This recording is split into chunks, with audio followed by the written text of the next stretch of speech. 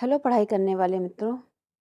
Learning platform visual art and GK tutorial पे आपका स्वागत है। दोस्तों, नेट जेआरएफ के हम क्वेश्चन पेपर सॉल्व कर रहे हैं और जून 2014 का थर्ड पेपर हमने सॉल्व किया था। उसके फर्स्ट पार्ट में हमने 1 to 40 क्वेश्चन सॉल्व किए थे। आज हम बाकी के क्वेश्चन सॉल्व करेंगे, क्वेश्चन नंबर 41 से 75 तक। अगर आपको ये वीडियो पसंद आता है तो उसे लाइक कीजिए, शेयर कीजिए और अगर आप मेरे चैनल पर पहली बार आए हैं तो इसे सब्सक्राइब जरूर कर लीजिए। तो आइए देखते हैं आगे के प्रश्नों को। क्वेश्चन नंबर 41 है, निम्नलिखित को समय के क्रम में लगाइए। तो समय के क्रम में अगर हम इसको देखें तो सबसे पहले लेखन का आविष्कार हुआ था। आंसर है यहाँ पर ऑप्शन सी, क्योंकि इसी में लेखन दिया हुआ है। सबसे पहले लेखन का आविष्कार हुआ, फिर एल्यूमिनेटेड मैन्युस्क्रिप्ट, फिर इंटरनेशनल टाइपोग्राफिक स्टाइल, फिर कारपोरेट आइडेंटिटी सबसे लास्ट में आएगा। तो यहाँ पर आंसर है ऑप्शन सी। नेक्स्ट देखते हैं हम क्वेश्चन नंबर 42। इसमें है डिज़ाइन प्रक्रिया के को क्रम में लगाना है। तो हम इसमें देखें डिज़ाइन प्रक्रिया में, तो सबसे पहले जो हुआ वो मतलब किस तरह से काम किया जाता है। तो सबसे पहले जो जिनके लिए डिज़ाइन बनाना है या पब्लिक तक पहुंचाना है तो उनका निर्धारण किया जाता है कि हमें किसके लिए काम करना है। तो मतलब कि श्रोताओं का अभिनिर्धारण। तो ये सिर्फ है दो में, सी में और डी में। उसके लिए उसके बाद होता है संकल्पना का विकास। फिर उसके बाद उसकी स्कीम सोची जाती है कि हमें इस वर्ग के लिए बनाना है तो किस तरह की डिज़ाइन बनेगी। फिर उसकी तैयारी की जाती है, फिर सूचना को रचनात्मक तरीके से प्रस्तुत किया जाता है। तो 42 का आंसर हो जाएगा यहाँ पर ऑप्शन नंबर सी। ये डिज़ाइन प्रक्रिया का, जब किसी चीज़ की डिज़ाइन बनाई जाती है तो ये चीज़ें ध्यान में रखते हैं सबसे पहले कि किसके लिए बनाना है, अब किस वर्ग के लिए डिज़ाइन बनाना है।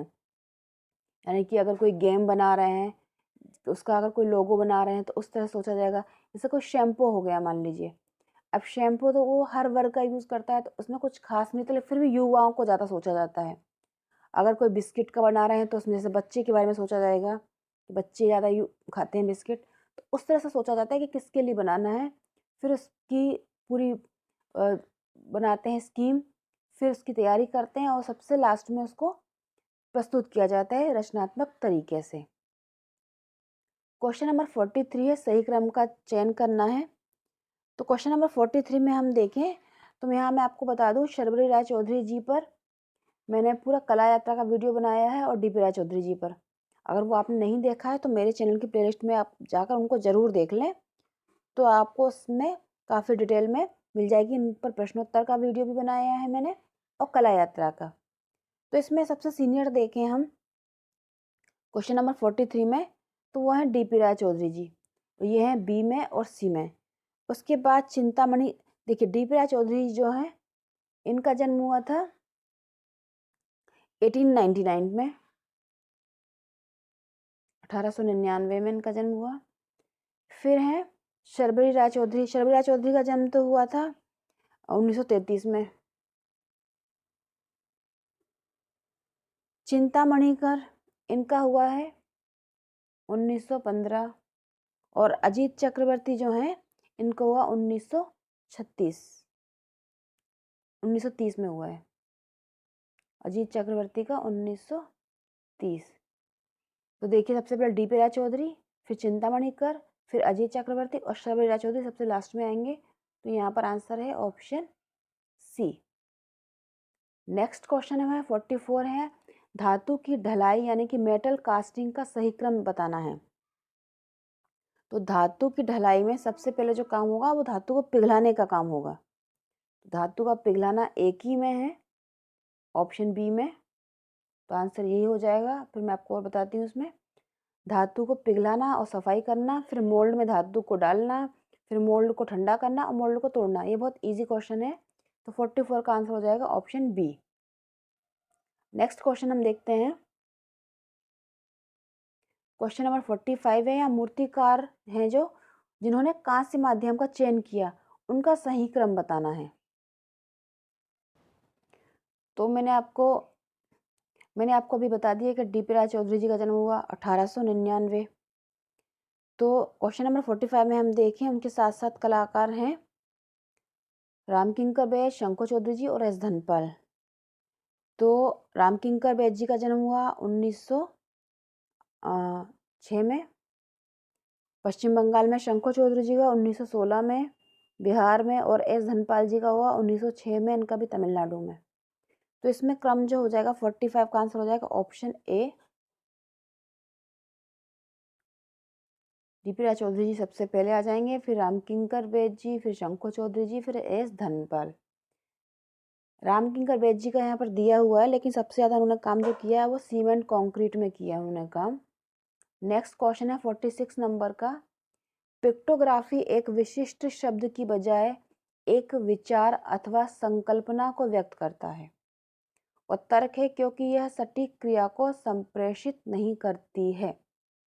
तो क्वेश्चन नंबर 46 जो है उसका जो है कि दोनों बातें सही हैं, कि पिक्टोग्राफी एक विशिष्ट शब्द की बजाय एक विचार अथवा संकल्पना को व्यक्त करता है। यह सही है क्योंकि वह सटीक क्रिया को संप्रेषित नहीं करता है। तो आंसर हो जाएगा 46 का, ये दोनों सही हैं, ऑप्शन बी। नेक्स्ट क्वेश्चन देखते हैं हम 47 नंबर। अभिकथन और तर्क है। यहाँ भी अभिकथन है कि मेटल प्लेट से कागज पर प्रिंट लेते समय प्रिंटिंग से पहले इसे पानी में डुबोया जाता है, और तर्क है क्योंकि प्लेट की सतह से स्याही बेहतर अवशोषित होने में मदद मिलती है। तो 47 का ये दोनों चीज़ें सही हैं, कि मेटल प्लेट से पहले जब प्रिंट लेते हैं तो कागज़ को पानी में डुबोते हैं, क्योंकि उससे जो कागज़ में एक नमी आ जाती है और इंक जो होती है वो ठीक से उस पर लग पाती है। तो आंसर हो जाएगा यहाँ पर ये दोनों सही हैं, ऑप्शन बी। नेक्स्ट क्वेश्चन है 48 नंबर का। यहाँ पर अभिकथन है कि अन्य प्रिंटिंग प्रक्रियाओं की अपेक्षा लिथोग्राफी में अधिक नमी की आवश्यकता होती है। तर्क है क्योंकि चूने के पत्थर की सतह ग्रीस के लिए नॉन हाइड्रोलिफिक अथवा नॉन सेंसिटिव होती है। तो 48 में जो फर्स्ट जो उसका अभिकथन है वो तो सही है कि उसमें अधिक नमी की आवश्यकता होती है, लेकिन ये जो दिया है उसमें उसका तर्क वो गलत है। आंसर हो जाएगा यहाँ पर ए सही है और आर जो है वो गलत है, ऑप्शन ए। नेक्स्ट क्वेश्चन है 49 नंबर का। इसमें अभिकथन है कि अडोब ने फोटोशॉप में इमेज एडिटिंग के संदर्भ में फोटोशॉप्ड शब्द को हतोत्साहित किया, और तर्क है क्योंकि ट्रेडमार्क की विधि मान्यता को बनाए रखने में जातीय की बजाय इसे व्यक्तिवाचक संज्ञा में प्रयोग किया जा सके। तो 49 जो है इसमें है दोनों बातें सही, दोनों बातें सही हैं। तो आंसर हो जाएगा यहाँ पर ऑप्शन बी। अडोब ने फोटोशॉप में इमेज एडिटिंग के संदर्भ में फोटोशॉप्ड शब्द को हतोत्साहित किया, क्योंकि ट्रेडमार्क की विधि मान्यता को बनाए रखने में जातीय की बजाय इसे व्यक्तिवाचक जो फोटोशॉप्ड शब्द था वो जातीय को दर्शाता था, इसलिए इन्होंने इमेज एडिटिंग में जो शब्द था फोटोशॉप्ड इसको हतोत्साहित किया। तो आंसर हो जाएगा बी, दोनों बातें सही हैं। नेक्स्ट है क्वेश्चन नंबर 50। CMYK में के EY के लिए है, क्योंकि CMYK में के अंतिम वर्ण उसी प्रकार आता है जैसे ब्लैक शब्द में के आता है। तो क्वेश्चन नंबर 50 जो है इसमें ए तो सही है कि CMYK में के जो है वो KEY के लिए है, और ये जो दूसरा जो उसमें है वो आंशिक सही है, क्योंकि CMYK में के अंतिम वर्ण उसी प्रकार आता है जैसे ब्लैक शब्द में के आता है। हम स्पेलिंग जब लिखते हैं तो उसमें लास्ट में जो के आता है उस तरह से आता है, तो ये आंशिक ठीक है। ऑप्शन हो जाएगा आंसर हो जाएगा ऑप्शन ए। नेक्स्ट क्वेश्चन देखते हैं हम 51 नंबर का।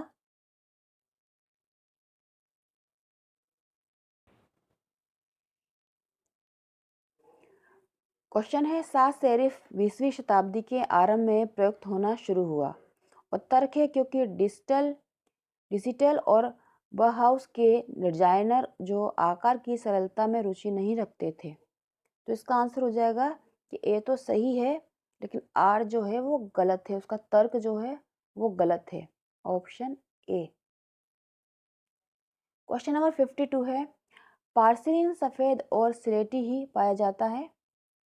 तर्क, क्योंकि यह अत्यधिक महीन और कोमल मिट्टी है। पार्सिलिन सफेद और स्लेटी ही पाया जाता है। तो क्वेश्चन नंबर जो है 52, इसमें ये तो सही है, पार्सिलिन सफेद और स्लेटी पाया जाता है, क्योंकि ये अत्यधिक महीन और कोमल मिट्टी है, ये गलत है। आंसर हो जाएगा यहाँ पर ए सही है और आर गलत है। Option A. क्वेश्चन नंबर 53 देखते हैं, स्टोनवेयर को कम तापमान में पकाया जाता है। तर्क है, क्योंकि यह अर्धनवेयर की अपेक्षा अधिक मजबूत होता है। तो इसमें जो पहला स्टोनवेयर को कम तापमान में पकाया जाता है, ये बात गलत है। इसको हाई टेम्परेचर पे काम किया जाता है इसमें। लेकिन आर जो है वो सही है, इसका रीजन। आंसर हो जाएगा ऑप्शन डी। क्वेश्चन नंबर 54 है, लाल मिट्टी का पारंपरिक प्रयोग घरेलू सामान बनाने में होता है। तर्क, क्योंकि यह अत्यधिक कम लागत की होती है। तो 54 में जो दोनों बातें हैं कि लाल मिट्टी का पारंपरिक प्रयोग घरेलू सामान में होता है, ये गलत है। और इसका तर्क जो दिया है, अत्यधिक कम लागत पर उसमें काम होता है, ये भी गलत है। आंसर हो जाएगा यहाँ पर ऑप्शन सी। ए और आर दोनों गलत हैं। नेक्स्ट क्वेश्चन हम देखते हैं, क्वेश्चन नंबर 55। क्वेश्चन है, पिकासो ने घनवाद को वरीयता दी और विकसित किया। और उसका तर्क है, जो अभिकथन का तर्क है कि क्योंकि पिकासो का विश्वास था कि कोणीय सरल आकार अधिक शक्तिशाली होते हैं।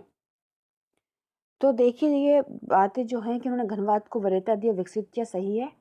और तर्क दिया क्योंकि उन्होंने माना कि कोणीय सरल आकार अधिक शक्तिशाली होते हैं। तो ये बातें दोनों सही हैं। आंसर हो जाएगा यहाँ पर ऑप्शन बी। ए और आर दोनों सही हैं। क्वेश्चन नंबर 56 है, भारतीय अभिकथन के भारतीय सौंदर्य शास्त्र में अभिनव गुप्त ने नवे रस की खोज की। ये बात सही है। तर्क है, क्योंकि उन्होंने यह संकल्पना की मस्तिष्क एक समय में अपने आप को भावनाओं से मुक्त और तनाव से मुक्त रखता है और शांति में विश्राम करता है। तो उन्होंने ये माना, जो उन्होंने शांत रस की खोज की, तो उन्होंने यही सोच कर की। तो आंसर हो जाएगा यहाँ पर ये दोनों बातें सही हैं। आंसर हो जाएगा यहाँ पर ऑप्शन ए। नेक्स्ट क्वेश्चन देखते हैं 57 नंबर। हंगेरियन मंत्री में थीसिस, एंटीथीसिस और सिंथेसिस है। तर्क, क्योंकि हीगल का द्वंद्ववाद आत्मा की फिनोमेनोलॉजी पर आधारित है। क्वेश्चन नंबर 57 जो है, इसमें ये दोनों बातें सही हैं। आंसर है यहाँ पर ऑप्शन बी। ए और आर दोनों सही हैं। नेक्स्ट क्वेश्चन देखते हैं हम 58 नंबर का।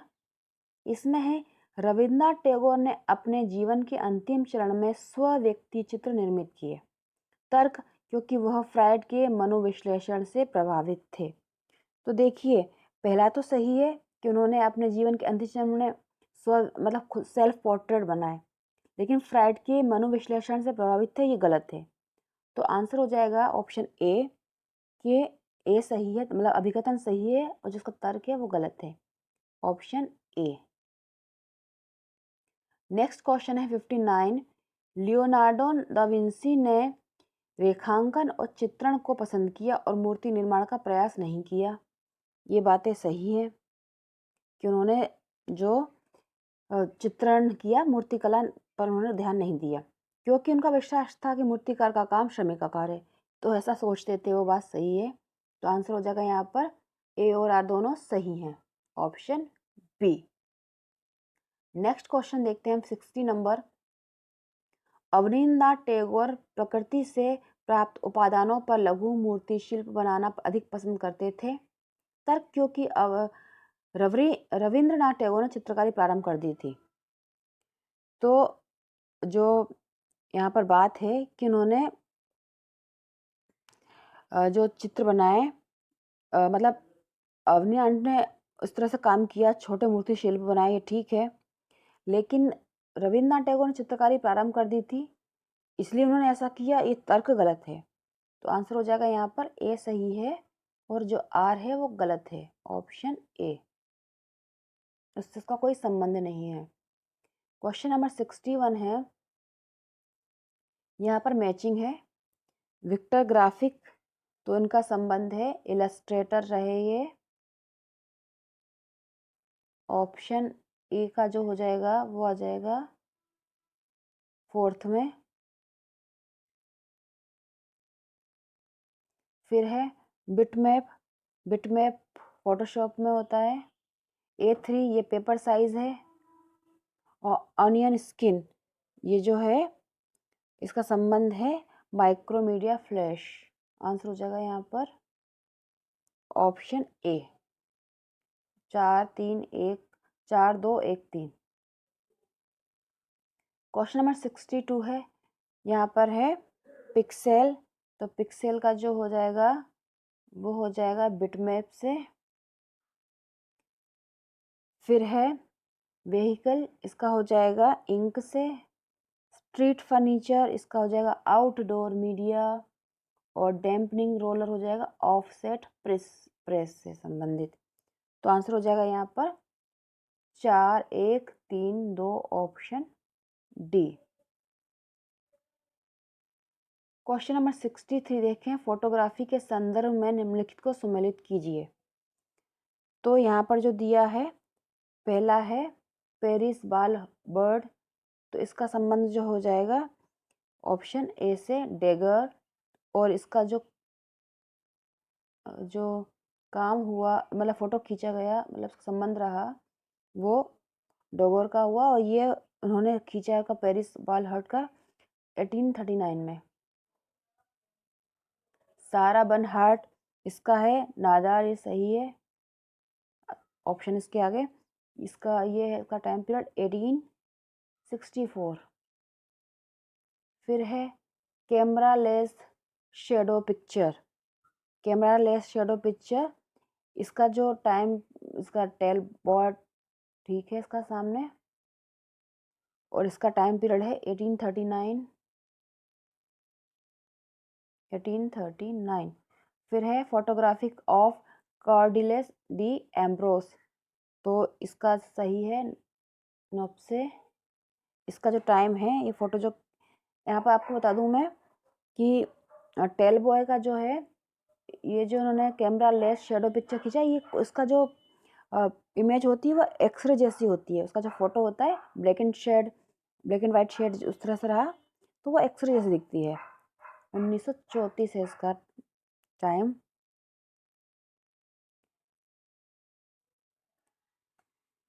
फिर है लास्ट, तो ये बता दिया मैंने आपको उसका टाइम, इसका जो है 1826।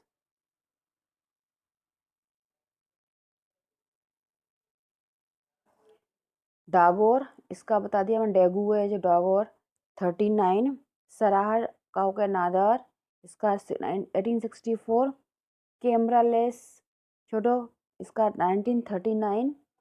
और फिर आ जाएगा जो कि है फोटोलिथोग्राफिक ऑफ कार्डिलस डिएब्रोस नाप से, इसका हो जाएगा 1824। 1826 है इसका आंसर, यहाँ पर 26 आंसर नहीं, मतलब टाइम पीरियड इसका। नेक्स्ट क्वेश्चन देखते हैं हम 64 नंबर का। यहाँ पर दिए हैं, सम्मिलित करना है। तो देखिए, जो पहला है द ग्रेट ट्रिम्फल कार, ये था अल्बर्ट ड्यूरर का। तो फर्स्ट का हो जाएगा थर्ड, फर्स्ट का थर्ड जो है वो ए में है। फिर है द डांस ऑफ डेथ, ये प्रसिद्ध चित्र है हांस हॉलविन का। डिजास्टर ऑफ द वॉर, ये है गोया का प्रसिद्ध, और दी थ्री क्रॉसेस ये है रेम्ब्रा का। तो आंसर है यहाँ पर ऑप्शन ए। क्वेश्चन नंबर 65 है मूवेबल वुडन टाइप। तो इसका जो आविष्कार हुआ चीन में हुआ। फिर है पेपिरस। तो पेपिरस जो है वो इजिप्ट से संबंधित था, यानी कि मिस्र। और फिर बाकी में तो दोनों में जर्मन जर्मन लिखा है, तो कोई दिक्कत नहीं है। कैसे मान लीजिए डी ऊपर या सी नीचे, लेकिन यहाँ पर हम देखेंगे तो यहाँ पर आंसर हो जाएगा ऑप्शन सेकेंड पहले है, फिर थर्ड है, फिर फोर्थ, फिर first, option B. Question number 66 है, यहाँ भी सुमेलित करना है। तो पहला दिया है फोटोग्राफ। फोटोग्राफ का हो जाएगा कंटिन्यूअस टोन, ऑप्शन 3 में जाएगा फोटोग्राफ। फिर है बी में बार और कॉलम चार्ट, ये इंफॉर्मेशन सूचना ग्राफिक्स हो जाएगा, इंफॉर्मेशन ग्राफिक यानी कि। फिर है प्रिंटिंग स्क्रीनिंग, तो इसका संबंध हो जाएगा मोयरे और क्रॉप मार्क्स हो जाएगा लास्ट, प्रिंटिंग के बाद पेज की कटिंग। तो यहाँ पर हो जाएगा आंसर 3, 1, 4, 2, ऑप्शन बी। 66 का हो जाएगा ऑप्शन बी। नेक्स्ट क्वेश्चन देखते हैं हम 67 नंबर का। यहाँ भी सुमेलित करना है। नागजी पटेल। तो नागजी पटेल, इनका जन्म हुआ 1937 गुजरात में। इनका है पिंक ब्रेस्ट, 1937 गुजरात में जन्म हुआ। शर्मिला राय चौधरी, अब मैंने बताया आपको कि इन पर मैंने पूरा कलायात्रा का वीडियो बनाया है, प्रश्नोत्तर का, वो जरूर देखें। इनका है रिक्लाइंग वीमेन। हिम्मत शाह, इनके ऊपर भी मैंने कलायात्रा का पूरा वीडियो बनाया है प्रश्नोत्तर का, वो जरूर देखें आप। मेरे चैनल की प्लेलिस्ट में जाकर समकालीन कलाकारों पर प्रश्नोत्तर के वीडियो हैं और उनके कलायात्रा के वीडियो हैं। हिम्मत शाह का प्रसिद्ध है हेड यानी कि शीर्ष, और राम किंकर वैद जी का है दांडी यात्रा। उनका जन्म हुआ था 1906 बांकुरा में। तो यहाँ हो जाएगा इस तरह से answer option 4, 3, 1, 2, option C. Option C इसका आंसर हो जाएगा। नेक्स्ट क्वेश्चन है 68 नंबर का। यहाँ पर है यहाँ पे माध्यम दिए हुए हैं और कलाकार दिए हुए हैं। तो जूट जो है वो सब आप जानते होंगे, मृणालिनी मुखर्जी का है पसंदीदा माध्यम, इसमें इन्होंने काम किया है। और ये विनोद बिहारी मुखर्जी जी की बेटी थी। 1949 से 2015 इनका टाइम पीरियड रहा। फिर है मार्बल, ये है रमेश पटेरिया जी का माध्यम पसंदीदा। मार्बल में इन्होंने जो सॉलिड मार्बल में काम किया है, और बड़ौदा से इन्होंने शिक्षा प्राप्त की। नेशनल अवार्ड मिला है 1969 में। और रमेश पटेरिया जी का टाइम पीरियड है 1937 से 87। याद रखिए, रमेश पटेरिया जी का टाइम पीरियड है 1937 से 87। मृणालिनी मुखर्जी जी का टाइम पीरियड है 1949 से 2015। फिर दिया है माध्यम कांस एवं पीतल। तो ये माध्यम रहा पीवी जानकीराम जी का। यहाँ पर ऑप्शन आ जाएगा सी। इनका जन्म हुआ 1930 चेन्नई में, शिक्षा इन्होंने पाई बड़ौदा से। फिर है वुड कास्ट और जो क्या बोले स्थानीय पत्थर, ये दोनों काम है वी आर खजूरिया जी में इन्होंने काम किया है। वी आर खजूरिया जी पर भी मैंने पूरा वीडियो बनाया, आप जरूर देखिएगा। ये कश्मीर के कलाकार थे, जम्मू में इनका जन्म हुआ था। 1934 से 1990 इनका टाइम पीरियड है, याद रखिए। तो ये इस तरह से मैचिंग हो जाएगी। तो क्वेश्चन नंबर 68 का जो आंसर हो जाएगा वो हो जाएगा ऑप्शन सी।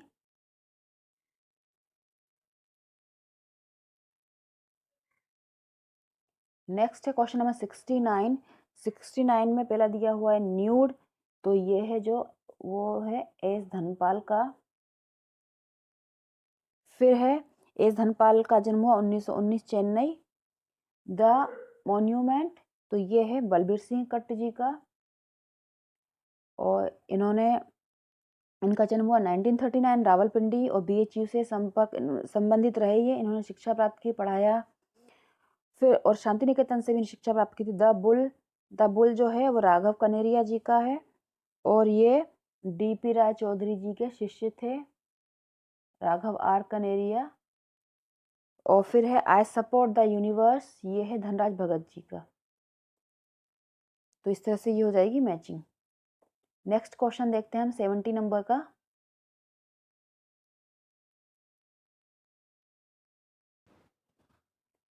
पहला दिया हुआ है इसमें जय मंगला, तो जय मंगला है पंडित यशोधर का।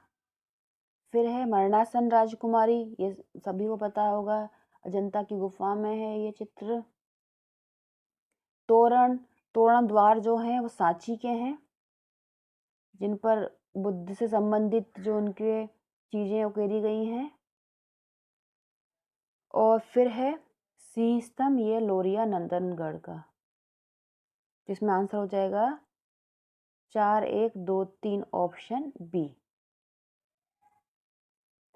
नेक्स्ट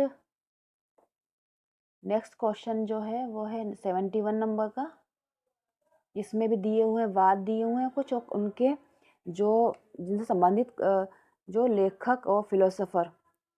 तो द्वंद्ववाद, ये हीगल का है द्वंद्ववाद, तो यहाँ हो जाएगा option Frederick Hegel, option A आ जाएगा यहाँ पे, सॉरी नंबर ए आ जाएगा द्वंद्ववाद। हीगल जर्मन का थे फिलोसोफर, 1770 इनका टाइम पीरियड है। अभिव्यक्ति सिद्धांत, ये रहा क्रोचे का, बेनेडिक्ट क्रोचे, इनका जन्म हुआ इटली में 1866 में। फिर है संप्रेषणीयता का सिद्धांत, ये है टॉल्स्टॉय का, लियो टॉल्स्टॉय, ये उनका जन्म हुआ 1828 में। फिर है अनुकरण, यहाँ ये रहा अरस्तु का, तो यहाँ हो जाएगा डी। अरस्तु ग्रीक के थे, 384 BC इनका टाइम पीरियड था। और यहाँ आपको बता दूं, मैंने सौंदर्य शास्त्र पर काफ़ी महत्वपूर्ण और जो डीप क्वेश्चंस हैं उन पर वीडियो मैं बना रही हूँ, और कुछ वीडियो बन चुके हैं, तो आप ज़रूर देखिएगा, क्योंकि काफ़ी ऐसे क्वेश्चन कभी टफ आ जाते हैं जिनका आंसर हमें इजीली पता नहीं होता, तो वो उन वीडियो को ज़रूर देखिएगा आप।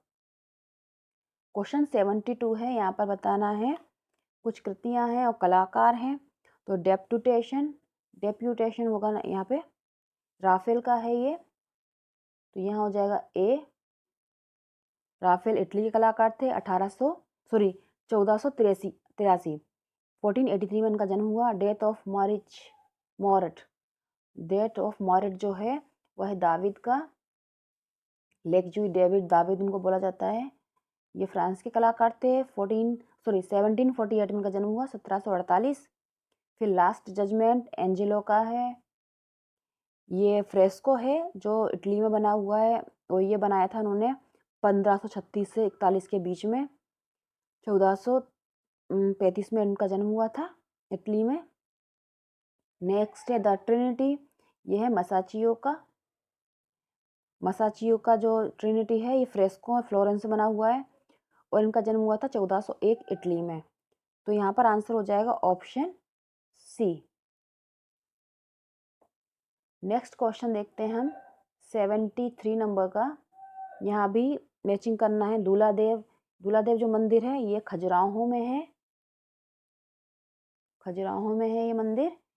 और ये खजुराहो के जो मंदिरों के जो समूह है वो दक्षिण में है। ये मंदिर अलग अलग मंदिर समूह है, दक्षिण में है ये। इसका टाइम पीरियड है 1100 से 1500, चंदेल शासकों ने बनवाया। फिर है 64 योगिनी, तो ये भेड़ाघाट में, जबलपुर में। फिर है लोमस ऋषि की गुफा, तो ये 12 बार हिल गया। और परशुरामेश्वर मंदिर जो है वो भुवनेश्वर है। और परशुरामेश्वर मंदिर जो है इसका टाइम पीरियड है 750 से 900 ईस्वी। और यहाँ पे भुवनेश्वर में जो अन्य प्रसिद्ध मंदिर है उसमें मुक्तेश्वर मंदिर है, जिसका टाइम पीरियड 900 से 1100 ईस्वी। नेक्स्ट क्वेश्चन है, इसका 73 का जो आंसर है वो ऑप्शन डी है, बता दूँ, डी ऑप्शन इसका आंसर है। 74 है, यहाँ कलाकार हैं उनकी सीरीज दी हुई है। तो KCS पनिक्कर जी जो हैं इनकी सीरीज है बर्ड एंड सिंबल, आंसर है यहाँ पर, और ए के आगे आ जाएगा, सेकंड में आ जाएगा ए। इनका जन्म हुआ 1911 से 77 इनका टाइम पीरियड था। चेन्नई आर्ट कॉलेज में प्रिंसिपल रहे थे। प्रोग्रेसिव आर्टिस्ट एसोसिएशन 1944 में स्थापित किया चेन्नई में, और चोल मंडल जो उनका उससे संबंधित रहे। विकास भट्टाचार्य, इनका है डोल सीरीज, और उनका जन्म हुआ 1940, 2006 में इनकी मृत्यु हुई। कोलकाता के कलाकार थे ये। पद्मश्री मिला था इन्हें 1988 में, और नेशनल अवार्ड मिला था 1971 में। फिर है तैयब मेहता। तैयब मेहता जी पर पूरा मैंने कला यात्रा का प्रश्नोत्तर का वीडियो बनाया है, वो जरूर देखें। 1925 से 2009 इनका टाइम पीरियड था, और ब्लू डायगनल इनका जो है सीरीज है, जो है यहाँ पे सामने दिया हुआ है ऑलरेडी ये। फिर राम कुमार जी की है बनारस घाट। राम कुमार जी जो हैं, इनका टाइम पीरियड जो था वो था 1924 से 2018 में इनकी मृत्यु हुई है। और कई बार पूछा जाता है कि लेखक निर्मल कुमार के भाई कौन से कलाकार थे, तो ये राम कुमार जी लेखक जो थे, निर्मल कुमार जी उनके भाई थे। उन्होंने शिक्षा जो पाई राम कुमार जी ने शारदा चरण स्कूल जो था दिल्ली में, वहाँ से प्राप्त की। इन्हें पद्म भूषण मिला है 2010 में, और रॉक फेलर फेलोशिप मिली थी न्यूयॉर्क के 1970 में। तो क्वेश्चन नंबर 74 का आंसर है ऑप्शन बी, मतलब केसीएस पनेक्कर जी का आ जाएगा यहाँ पर। ये इस तरह से ये हो गया इसका मैचिंग। लास्ट क्वेश्चन है 75 नंबर का। देखिए दादाबाद, इसका रहा हॉबी हॉर्स। दादाबाद का जो जन्म हुआ 1916 ज्यूरिख का काबरे वाल्सेर्स कहा जाता है, और दादाबाद के प्रमुख कलाकार थे मानशिल धूषा, पिकाबिया। धूषा का चित्र है जो कई बार एग्जाम में पूछा गया है, कॉफी की चक्की। 1911 में इन्होंने ये कुछ मशीनरी टाइप का बनाया था। फिर है फाववाद, तो इसका वाइल्ड बीस्ट यहाँ हो जाएगा। फिर है वाइल्ड बीस्ट, और ये फाववाद के कलाकार थे बेनितो मुसोलिनी, और ये प्रसिद्ध कलाकार थे फाववादी। फिर है फ्यूचरिज्म यानी भविष्यवाद, तो भविष्यवाद का जगह फिगर इन मोशन इसका हो जाएगा। और भविष्यवाद के प्रमुख कलाकार जो थे आप सब जानते होंगे। नेक्स्ट क्वेश्चन था, ऑप्शन है सिरियलिज्म यानी कि अति यथार्थवाद। अति यथार्थवाद जो है उसके कलाकार हैं इसका बता दूं मैं कि घोषणा पत्र इसका 1924 में आंद्रे बेत्तो ने प्रकाशित किया था, और कलाकार है आंद्रे मास्सो, मीरो, पियर रॉय, और 1930 में सल्वाडोर डोली जो इससे जुड़े थे, मतलब कि अति यथार्थवाद से जुड़े थे सल्वाडोर डोली 1930 में। और मैं आपको बता रही थी यहाँ पर भविष्यवाद का कलाकार, तो वो थे कलाकार गिनो सेरेनिनी और अल्ब्रेतो ब्रोक्नोनी। तो ये मैंने कुछ कलाकार बता दिया। दादावाद का जो बता दूं यहाँ पर चरमोत्कर्ष या परमोत्कर्ष कहा जाएगा 1920 में पेरिस की प्रदर्शनी में देखने को मिलता है। तो दोस्तों ये थे अन्य प्रश्न इस क्वेश्चन पेपर के। इस तरह से ये 2 पार्ट में क्वेश्चन पेपर सॉल्व हो गया है। आप जरूर देखिएगा, अगर पहले भी कुछ मैंने क्वेश्चन पेपर सॉल्व करवाए हैं वो भी देखिएगा। उसका लिंक आपको इस वीडियो के डिस्क्रिप्शन बॉक्स में मिल जाएगा। और आपको वीडियो कैसा लगता है आप कमेंट करके बताइएगा। पसंद आए तो लाइक जरूर करिएगा। गुड लक, जय हिंद।